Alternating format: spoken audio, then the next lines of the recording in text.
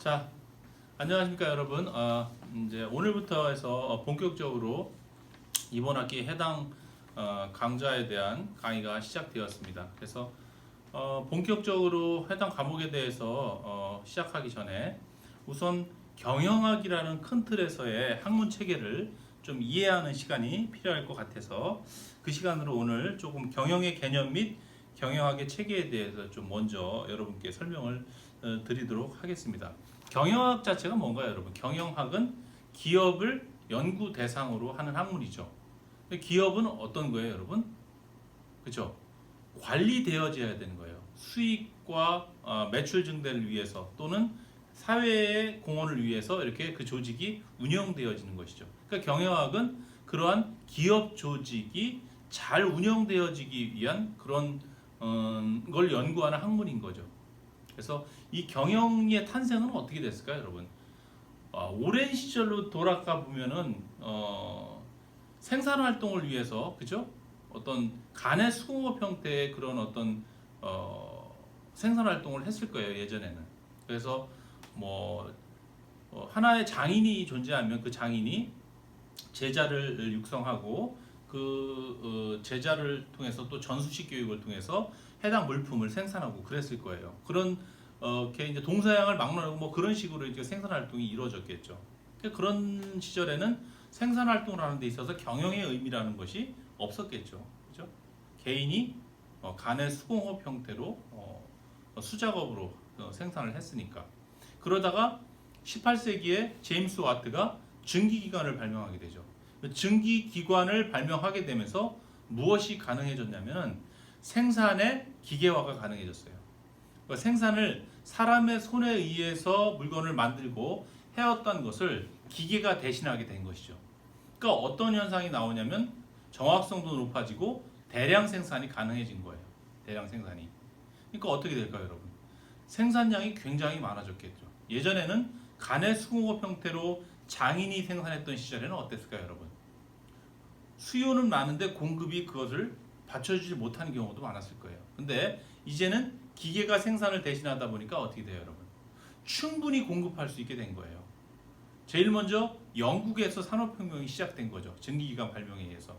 그러니까 어떤 재화가 영국에서 필요로 하는 수요를 이제 충분히 충당하고도 남는 상태가 된 거예요. 그러다 보니까 어때요, 여러분? 야, 기계에 의해서 대량 생산을 하게 되다 보니까 그 생산을 잘 관리하게 할 수 있는 그런 사람도 필요하게 된 것이죠.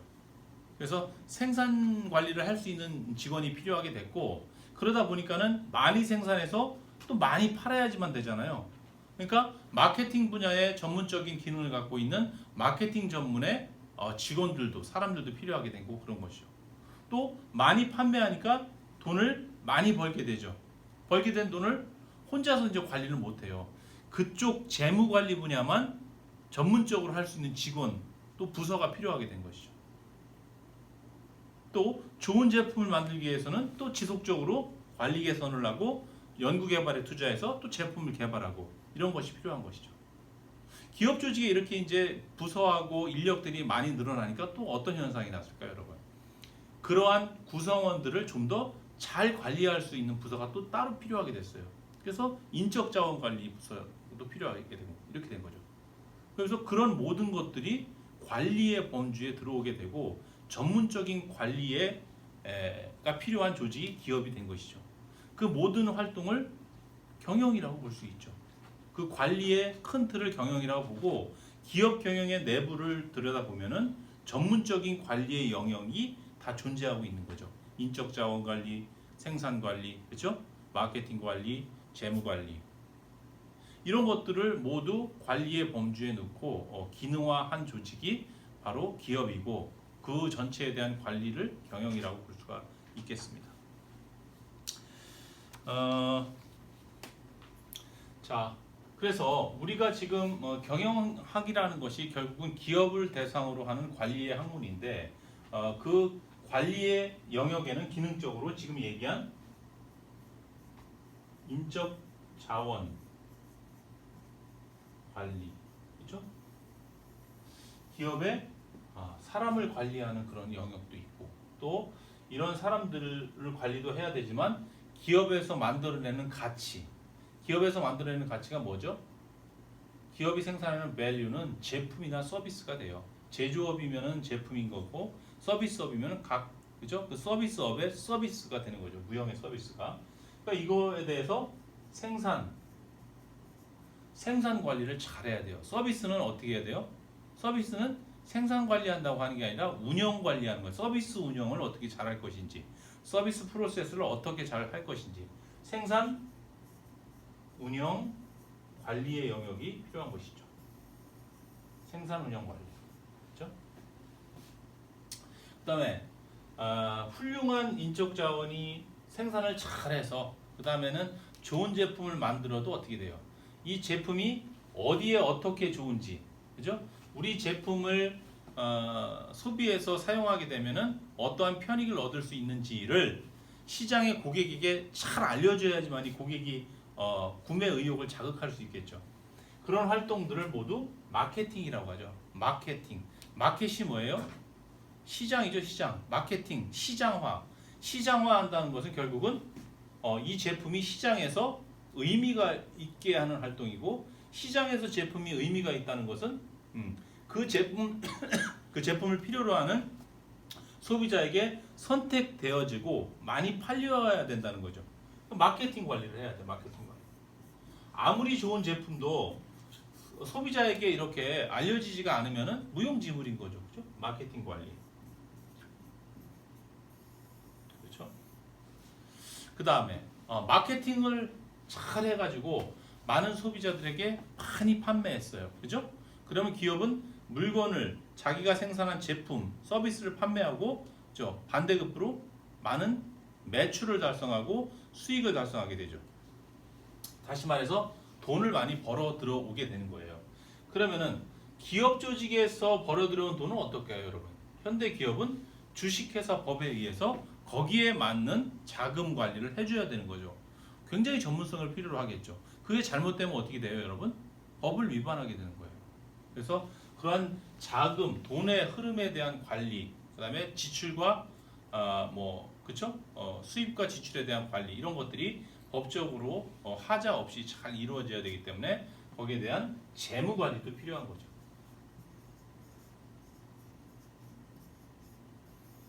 그렇죠?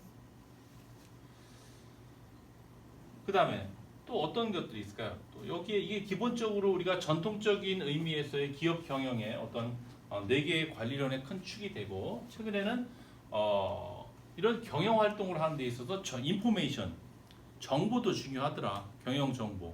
경영이라는 게 결국은 정보를 통해서 의사 결정을 하고 정보를 전달하고 이런 것들의 연속이라고도 볼 수 있기 때문에 경영 정보도 관리를 잘 해야 된다. 또 경영 정보를 기업 경영에 잘 접목시켜서 효율성 있고 효과성 있게 경영 활동을 해야 되는 것이죠. 그래서 MIS 경영 정보 시스템, 매니지먼트 인포메이션 시스템이라는 경영 정보 시스템 영역도 이렇게 존재하고 있는 것이죠. 또 뭐가 있을까요, 여러분? 재무 관리에 이제 실질적으로 이 재무 관리와 연계해서 실무에서 어떤 기능적인 측면에서의 어떤 자금을 운영하는 또 회계학이 있을 수 있고, 그죠?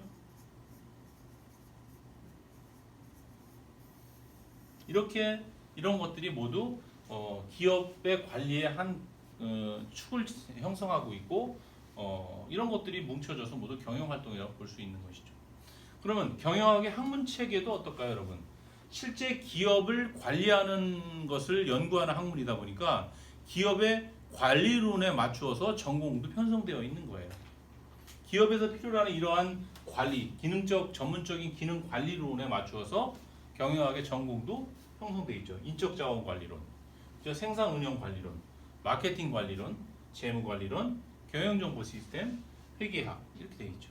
그래서 우리가 일반적으로 한국에서 경영학 체계를 보면은 이러한 관리론을 기둥으로 보고, 그죠? 저런 각각의 강론적인 관리론을 습득하기 전에 일반적으로 전공 기초로서 우리가 제일 먼저 뭐를 배우게 되냐면 경영학 원론,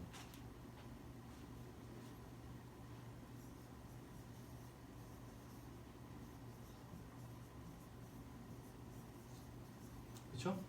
그다음에 경제학 원론.